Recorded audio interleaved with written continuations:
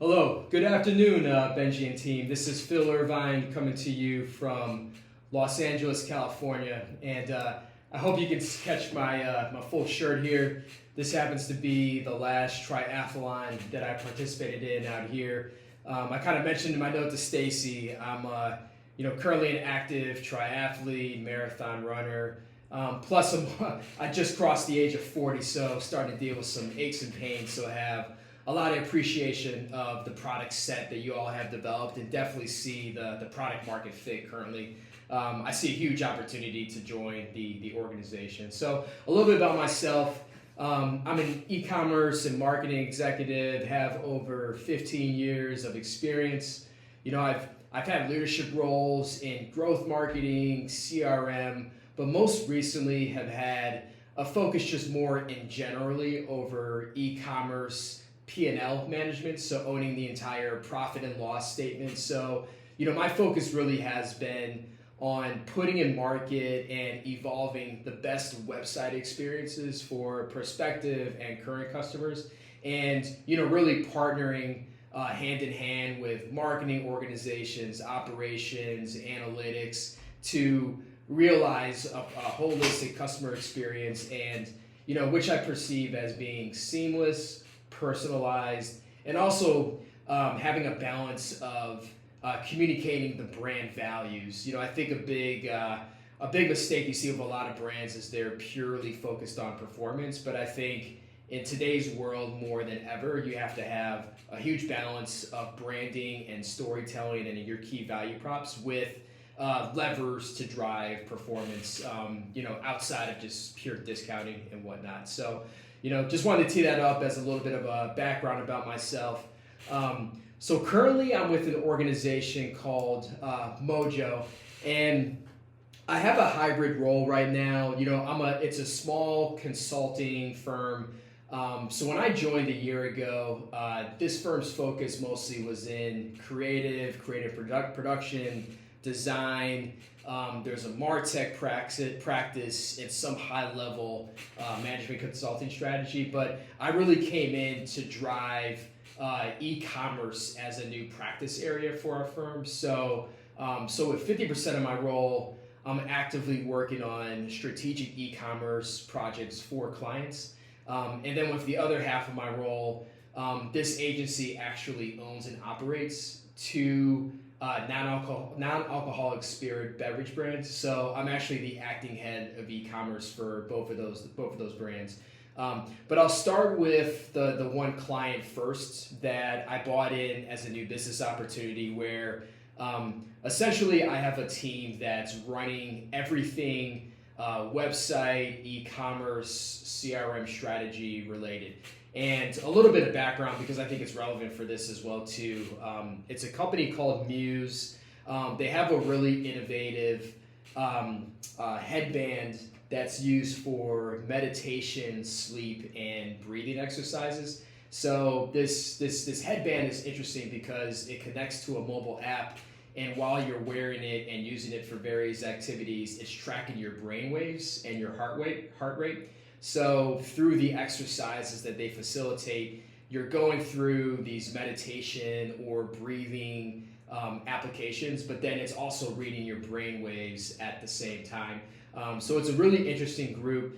It's similar to Freak Athlete. It's a very high priced product.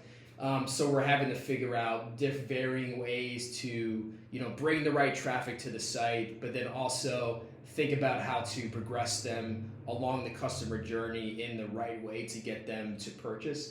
And I think, one of the big tests that we performed recently that I'm proud of, so historically Muse has been focused on meditation as the main driver and selling proposition to buy their headband.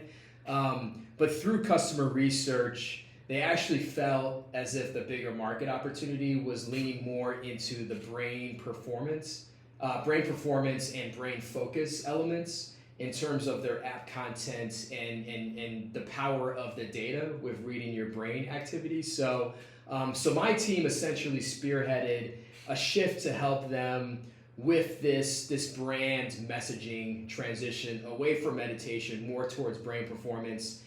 So tangibly, that led to new homepage modules and treatments, new messaging on product detail pages where we leaned more into brain performance and those benefits. It leaned more into how powerful the data was.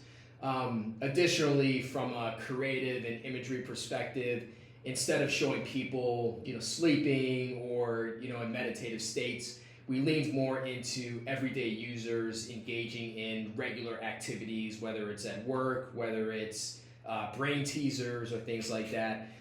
So it's a huge test that we were proud of. There were homepage applications, product detail pages, and then this also translated into various media, whether it's paid meta ads, email marketing activities, and all in all, in about a 3-month span, we've seen a 35% increase in add to cart rates. So a big blocker or a big drop-off area with our website conversion is from when people are looking at the product to adding product to cart.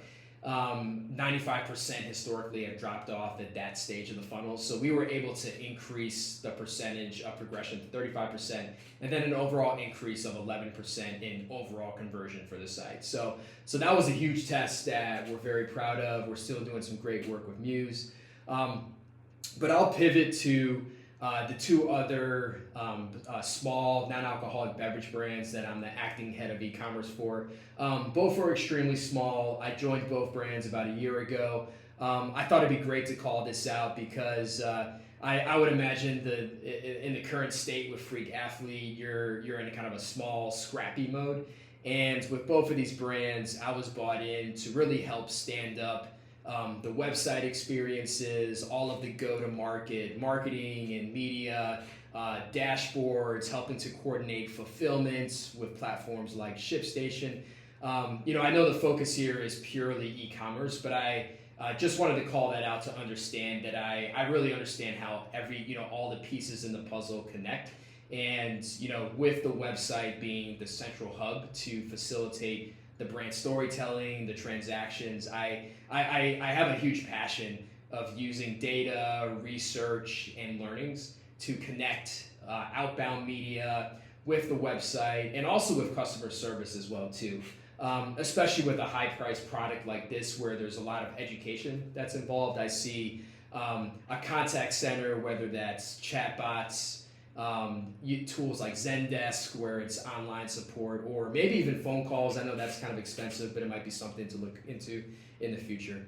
So next I'll pivot to a website deep dive, a website journey that I'm extremely passionate about. So for context, I was the e-commerce director of CRM and partnerships for the Books Company. The Books Company now is about a $75 million floral e-commerce delivery company. When I was there, in the 2 years that I was there, I pretty much owned the majority of growth, partnerships, and everything e-commerce related to personalization. So in the 2 years that we were there, we grew from 35 million to 50 million. One thing that I'm really proud of is our collective team launched one of the most innovative subscription products for flowers.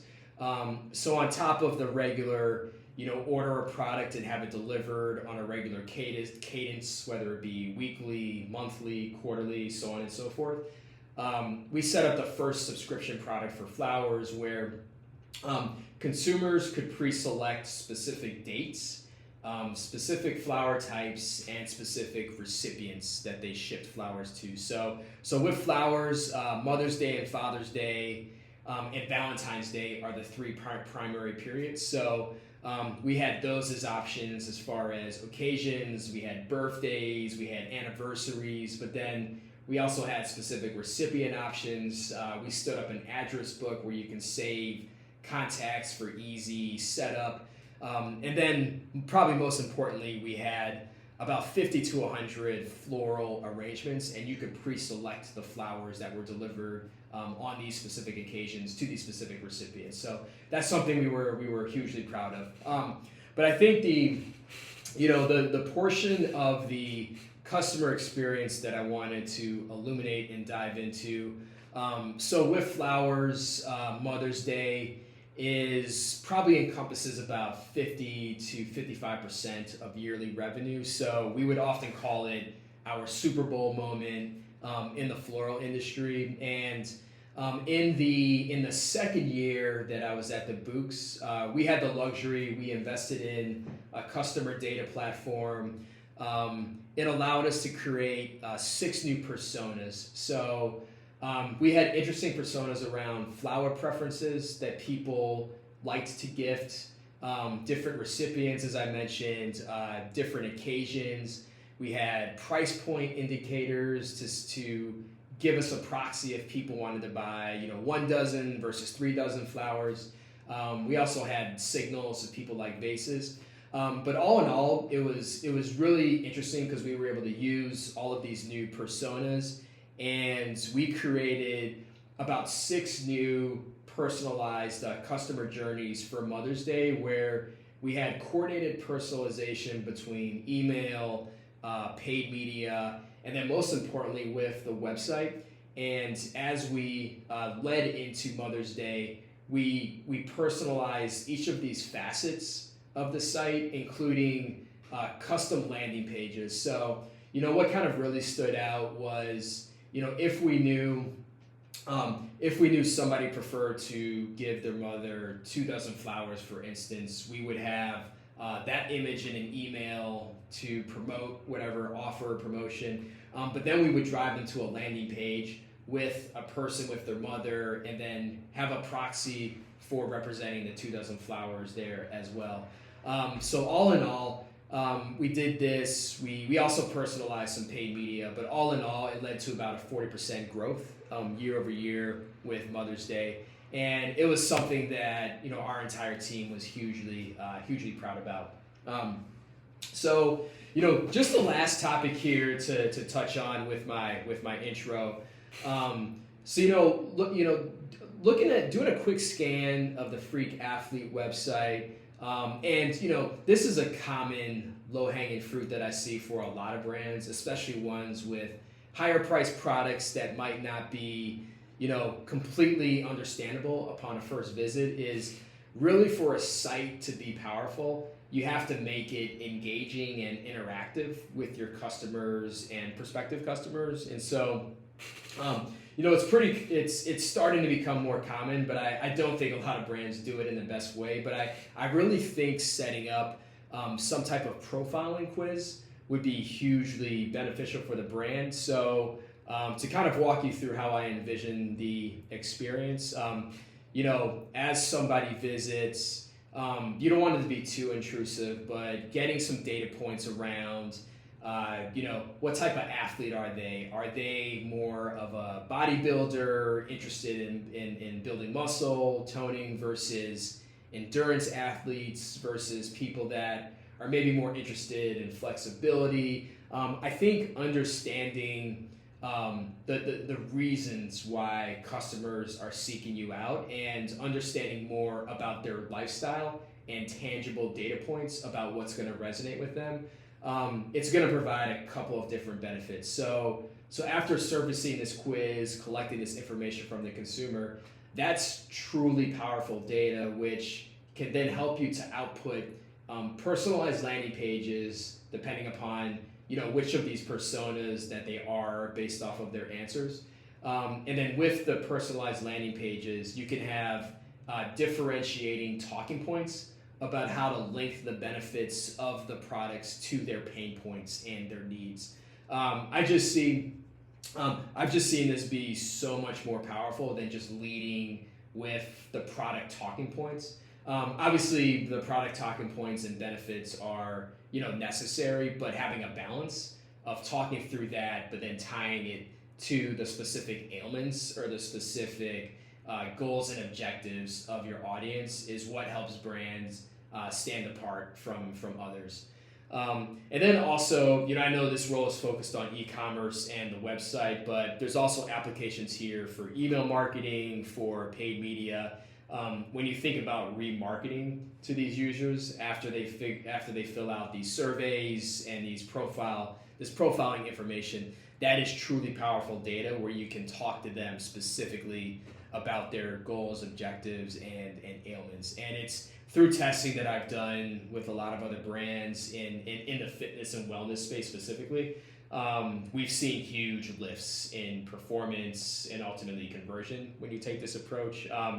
So I have some experience working at Beachbody, and as you probably know, Beachbody has a huge plethora of fitness content.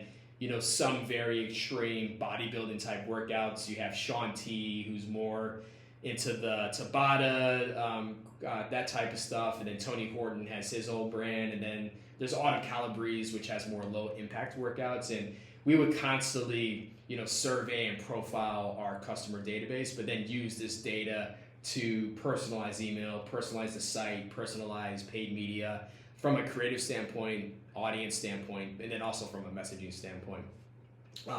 So I hope all of that's helpful. Really would love to meet Benji with yourself and the team, and I think you guys have a great thing going here, and I'd love to see how I can fit in and help with the growth. I'm passionate about the industry, passionate about e-commerce, smart tech, and growth in general, and so hope to hear back from you. All right, take care.